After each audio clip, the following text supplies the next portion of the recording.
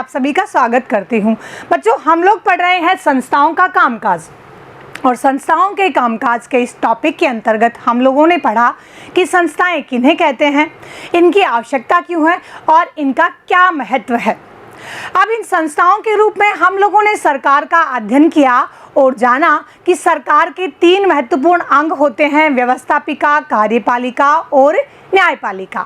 व्यवस्थापिका यानी समाज में व्यवस्था बनाए रखने के लिए कानूनों का निर्माण करने वाली, नीतियों का निर्धारण करने वाली जो संस्था होती है उसे व्यवस्थापिका कहते हैं।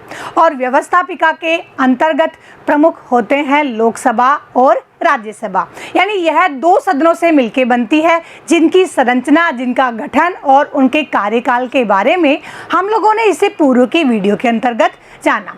आज की वीडियो के अंतर्गत हम लोग बात करेंगे संसद की शक्तियों की, यानी संसद के कार्य क्या है। संसद की शक्तियों की बात करें तो उससे पूर्व हम लोग याद करते हैं 13 अगस्त 1990 से संबंधित उस आदेश को जिसके अंतर्गत पिछड़ी जातियों को आरक्षण प्रदान किया गया था। उसके बारे में हम लोगों ने पढ़ा था कि 1979 में मंडल आयोग का गठन किया गया और 1980 में मंडल आयोग ने अपनी सिफारिशें प्रस्तुत की। संसद में उसके लिए चर्चा की गई लेकिन सरकार गिर गई और 1989 में जब पुनः जनता पार्टी की सरकार बनी और वीपी सिंह प्रधानमंत्री बने तो उन्होंने मंडल आयोग की सिफारिशों को लागू करवाने का निर्णय लिया, क्योंकि यह बात उन्होंने अपने चुनावी एजेंडे के अंतर्गत शामिल की थी, यानी अपने चुनावी घोषणा पत्र के अंतर्गत शामिल की थी। राष्ट्रपति ने अपने अभिभाषण के अंतर्गत दोनों सदनों के सम्मुख, यानी लोकसभा और राज्यसभा के सम्मुख अपनी बात को रखा। उसके बाद कैबिनेट की बैठक के अंतर्गत यह निर्णय लिया गया और इससे संबंधित कुछ नीतियां बनाई गई और संसद के दोनों सदनों पर उस नीतियों से संबंधित चर्चा की गई। तो हमने जाना कि एक आदेश का निर्माण करने के लिए भी, एक नीति का गठन करने के लिए दोनों सदनों के अंतर्गत चर्चा होती है। तो इससे संसद की महत्ता स्पष्ट होती है और हमें यह तो समझ में ही आया होगा कि कानून बनाने के लिए, नियम बनाने के लिए संसद की आवश्यकता होती है, क्योंकि इसका नाम भी व्यवस्थापिका है, यानी समाज में व्यवस्था बनाए रखने का कार्य संसद के द्वारा किया जाता है। संसद उन नीतियों का, उन कानूनों का निर्माण करती है जिनके फलस्वरूप, जिनके कारण राजनीतिक व्यवस्था का निरूपण होता है, यानी राजनीतिक व्यवस्था संचालित होती है।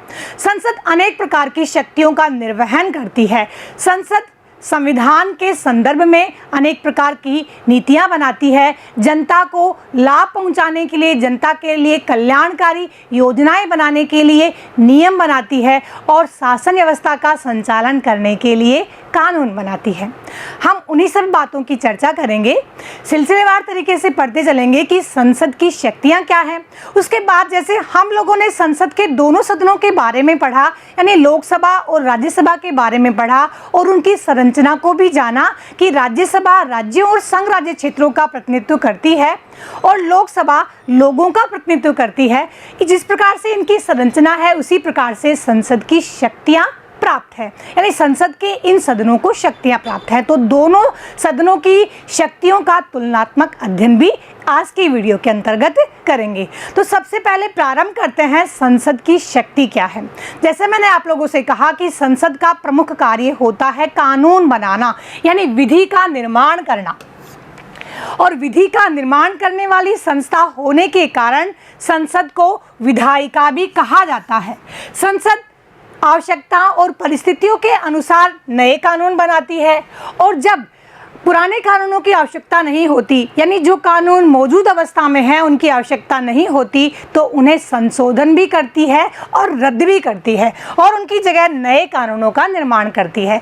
तो हम लोग कह सकते हैं कि संसद का प्रमुख कार्य है कानूनों या विधि का निर्माण करना। संसद का दूसरा महत्वपूर्ण कार्य है, वह है सरकार पर नियंत्रण स्थापित करना। बच्चों, भारत के अंतर्गत संसदात्मक शासन व्यवस्था अपनाई गई है। इस व्यवस्था को हम लोगों ने ब्रिटेन से ग्रहण किया है और संसदात्मक शासन व्यवस्था का प्रमुख लक्षण होता है कि यहाँ की जो कार्यपालिका है, एग्जीक्यूटिव है, वह लेजिस्लेचर से, यानी व्यवस्थापिका से चुनी जाती है और व्यवस्थापिका से चुनी जाती है। इसके कारण वह व्यवस्थापिका के प्रति निरंतर उत्तरदायी होती है। व्यवस्थापिका यानी संसद कार्यपालिका पर विभिन्न माध्यमों से नियंत्रण स्थापित करती है, प्रश्न पूछती है, पूरक प्रश्न पूछती है, तारांकित प्रश्न पूछती है, अतारांकित प्रश्न पूछती है, मौखिक प्रश्न पूछती है, या कोई योजना या कोई कार्य संचालित किया जा रहा है तो उसके बारे में विभिन्न प्रकार के प्रस्तावों से अपनी बात प्रस्तुत करती है और सरकार से उसका जवाब चाहती है। वह जवाब मीडिया के माध्यम से जनता तक पहुंचता है तो जनता के हितों की पैरवी सरकार पर नियंत्रण रखकर करती है। तो व्यवस्थापिका स्थगन प्रस्ताव, काम रोको प्रस्ताव, ध्यान आकर्षण प्रस्ताव आदि विभिन्न प्रस्तावों के माध्यम से सरकार पर नियंत्रण स्थापित रखने का कार्य करती है। तो कह सकते हैं कि मंत्रिपरिषद पर संसद के द्वारा नियंत्रण स्थापित किया जाता है। अन्य महत्वपूर्ण कार्य है वह है वित्तीय नियंत्रण। वित्तीय से तात्पर्य होता है रुपए, पैसे या धन से संबंधित। अब बेटा वित्तीय नियंत्रण रखने का कार्य भी व्यवस्थापिका यानी हमारी संसद के द्वारा किया जाता है। अब संसद के अंतर्गत हम लोगों ने चर्चा की कि 2 सदन होते हैं, लोकसभा और राज्यसभा।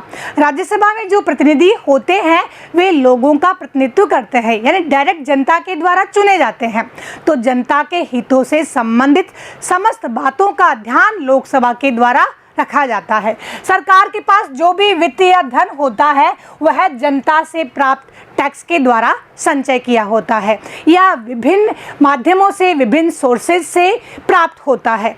अब उस स्थिति में जनता का नियंत्रण अपने धन पर होना आवश्यक है। तो जनता स्वयं तो अपने धन पर नियंत्रण स्थापित नहीं कर सकती, वह नियंत्रण करने का कार्य किया जाता है जनता के लोकप्रिय सदन के द्वारा, यानी लोकसभा के द्वारा नियंत्रण स्थापित किया जाता है। इस प्रकार से कह सकते हैं कि जनता के जो खून पसीने की कमाई है, गाढ़ी कमाई का जो पैसा है, उस पर व्यवस्थापिका के द्वारा नियंत्रण स्थापित किया जाता है।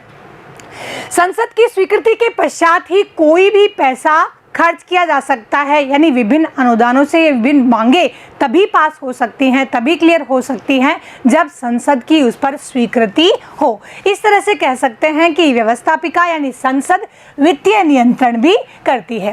अब हम लोग चर्चा करते हैं लोकसभा बनाम राज्यसभा, यानी लोकसभा और राज्यसभा दोनों सदनों के मध्य शक्तियों के आधार पर क्या अंतर होता है। जैसा हम लोगों ने चर्चा की कि लोकप्रिय सदन यानी लोकसभा के अंतर्गत जो प्रतिनिधि होते हैं वे जनता के द्वारा इलेक्ट होते हैं, जनता के द्वारा चुने होते हैं और जनता के द्वारा चुने होने के कारण उनका प्रमुख कार्य होता है जनता के हितों का संरक्षण करना। इसी कारण इस सदन को अधिक शक्ति प्राप्त है, क्योंकि जहां डेमोक्रेसी है तो डेमोक्रेसी का मूल जो पर्पस होता है, मुख्य उद्देश्य होता है वह जनता के लिए शासन करना। डेमोक्रेसी का अर्थ भी यही होता है, जनता का, जनता के लिए, जनता के द्वारा शासन। तो जनता का शासन तब हो सकता है जब लोकसभा अधिक शक्तिशाली होगा, इसलिए लोकसभा को अधिक शक्तियां प्राप्त है। दूसरा सदन है राज्यसभा। राज्यसभा के अंतर्गत राज्यों और संघ राज्य क्षेत्रों के प्रतिनिधित्व बैठते हैं, यानी उनके प्रतिनिधि बैठते हैं। इसके कारण राज्यसभा को संघ क्षेत्र और राज्य क्षेत्र के हितों के लिए कुछ विशेष अधिकार प्राप्त होते हैं, कुछ विशेष शक्तियां होती है। यानी राज्यसभा राज्यों तथा संघ राज्यों के हितों का संरक्षण करने का प्रमुख कार्य करता है। अब इनकी शक्तियों के संदर्भ में पढ़ें तो सबसे पहले हम लोग चर्चा करते हैं कानून निर्माण के संदर्भ में दोनों सदनों को प्राप्त शक्तियों में क्या अंतर है। बच्चों, जो विधेयक होते हैं यानी कानूनी विधेयक होते हैं जिन्हें सामान्यतः साधारण विधेयक कहा जाता है, वे विधेयक दोनों सदनों में ही प्रस्तुत किए जा सकते हैं। यानी जब वो प्रस्ताव के रूप में होते हैं, एक विधेयक के रूप में होते हैं, यानी बिल के रूप में होते हैं, तो वो लोकसभा में भी प्रस्तुत हो सकते हैं और वो राज्यसभा में भी प्रस्तुत होते हैं। इस आधार पर देखने पर दोनों सदनों को समान शक्तियां हैं। माना कि कोई भी विधेयक लोकसभा में प्रस्तुत किया गया तो वह यहाँ से पास होने के पश्चात राज्यसभा में जाएगा और राज्यसभा जब उसे क्लियर कर देती है, यानी उसे पारित कर देती है अपने बहुमत के आधार पर, तो वह राष्ट्रपति के पास हस्ताक्षर होने चला जाएगा और फिर वह कानून बन जाएगा। लेकिन यदि राज्यसभा उस बात से असहमत है, एग्री नहीं करती है राज्यसभा, तो उस स्थिति में दोनों सदनों की संयुक्त बैठक का आयोजन किया जाता है। अब ये जो संयुक्त बैठक होती है, उस बैठक के अंतर्गत लोकसभा का अध्यक्ष अध्यक्षता करता है। यहाँ ये इम्पोर्टेंट है कि इस बैठक के आयोजन की घोषणा राष्ट्रपति करते हैं, लेकिन बैठक की अध्यक्षता लोकसभा अध्यक्ष के द्वारा की जाती है। यह कब होती है बैठक? जब दोनों सदनों में किसी भी विधेयक को लेकर गतिरोध होता है, यानी सामान्य रूप से किसी भी एक बात पर सहमत नहीं होते हैं दोनों सदन। उस स्थिति में संयुक्त बैठक का आयोजन होता है और लोकसभा अध्यक्ष उसकी अध्यक्षता करता है। अब हम सभी जानते हैं कि लोकसभा में सदस्य संख्या अधिक है, जैसे 545 है, और राज्यसभा में संख्या 245 है, यानी कम है। उस स्थिति के अंतर्गत यदि बहुमत से निर्णय संयुक्त बैठक के अंतर्गत लिए जाते हैं तो वहाँ भी लोकसभा अधिक शक्तिशाली प्रतीत होती है। इस तरह से हमें प्रतीत होता है कि कानून बनाने संबंधी विधेयक होते हैं, उनके अंतर्गत दोनों सदनों में लोकसभा को अधिक शक्ति प्राप्त है। नेक्स्ट है वित्तीय शक्तियों के संदर्भ में दोनों सदनों की शक्तियों का तुलनात्मक अध्ययन करते हैं। बच्चों, वित्तीय यानी रुपए पैसे से संबंधित विधेयक होते हैं, उन्हें वित्तीय विधेयक या धन विधेयक कहते हैं। सबसे पहले आप लोग नोट कीजिएगा, वित्तीय विधेयक का निर्णय लोकसभा अध्यक्ष के द्वारा ही किया जाता है, यानी कोई भी विधेयक वित्त विधेयक है या नहीं, यह निर्णय लोकसभा के अध्यक्ष, जिन्हें आम बोलचाल की भाषा में स्पीकर कहते हैं, उनके द्वारा ही यह निर्णय लिया जाता है। दूसरी इसमें मुख्य बात है वह यह है कि जो वित्त विधेयक होते हैं वे केवल लोकसभा में ही प्रथमतः प्रस्तुत हो सकते हैं, राज्यसभा में प्रस्तुत नहीं हो सकते। इस प्रकार से साधारण विधेयक हो सकते हैं। तो यहाँ पर इन दो बातों में लोकसभा अग्रणी हो गई। एक तो लोकसभा का जो अध्यक्ष है वह ही वित्त विधेयक है या नहीं, इस बात का निर्णय करता है। दूसरा, वित्त विधेयक केवल लोकसभा में ही प्रथमतः प्रस्तुत हो सकते हैं, और जब लोकसभा से ये पारित हो जाते हैं तो उसके पश्चात ये जाते हैं राज्यसभा में। तो राज्यसभा केवल इन्हें 14 दिनों तक यानी 14 डेज तक रोक सकती है, और यदि 14 डेज तक 14 दिनों तक राज्यसभा अपनी कोई सहमति या असहमति प्रकट नहीं करती है तो यह वित्त विधेयक पास मान लिया जाता है। यानी कम से कम या अधिक से अधिक केवल यह इतना कर सकती है कि इसमें 14 दिनों की देरी कर सकती है। यदि राज्यसभा कुछ संशोधन देना चाहती है वित्त विधेयक के संदर्भ में तो उन संशोधनों को मानना या न मानना लोकसभा की इच्छा पर निर्भर करता है। तो इस तरह से कह सकते हैं कि लोकसभा लोगों के धन पर नियंत्रण स्थापित करती है, यानी वित्तीय शक्ति के अंतर्गत भी लोकसभा अधिक शक्तिशाली प्रतीत होती है। नेक्स्ट है सरकार पर नियंत्रण स्थापित करने और सरकार के निर्माण के अंतर्गत। जैसा हम लोगों ने बात की कि सरकार पर नियंत्रण और सरकार के निर्माण में लोकसभा का बहुत अधिक योगदान होता है। लोकसभा में जो बहुमत दल का नेता होता है वही प्रधानमंत्री बनता है, और आमतौर पर देखा भी जाता है कि जो मंत्रिपरिषद की संरचना होती है यानी मंत्रिपरिषद का गठन होता है, उसके अंतर्गत जो मंत्रीगण होते हैं वे मुख्यतः लोकसभा से अधिक होते हैं, और लोकसभा मंत्रिपरिषद को नियंत्रण रखने के कार्य में भी विभिन्न प्रस्तावों और विभिन्न साधनों से संपन्न होती है।